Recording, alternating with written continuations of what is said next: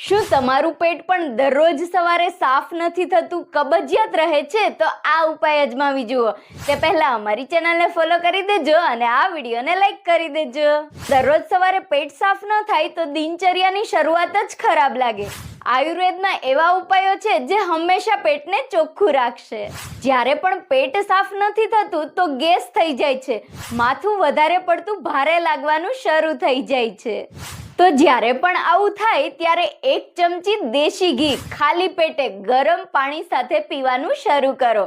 આંતરડામાં lubrication થઈ જશે અને ધીમે ધીમે આ પ્રોબ્લેમ સોલ્વ થશે. આ સિવાય તમે રાત્રે સૂતા પહેલા 1 ચમચી ત્રિફલા ચૂર્ણ ગરમ પાણી સાથે લઈ શકો છો, જે આંતરડાની સફાઈ માટે શ્રેષ્ઠ છે. સવારે 1 ચમચી જીરું 1 ગ્લાસ ગરમ પાણીમાં પીવાથી પાચન તંત્ર સક્રિય બને છે.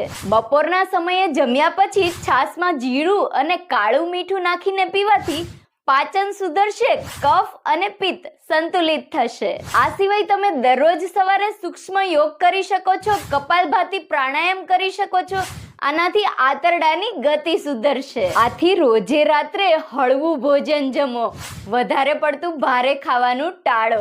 સવારે પેટ સાફ અને સ્વચ્છ થશે. તો જે લોકોનું પેટ સાફ નથી થતું તેને આ વિડીયો જરૂરથી મોકલજો. તમારે શેના વિશે જાણવું છે કમેન્ટ જરૂરથી કરજો.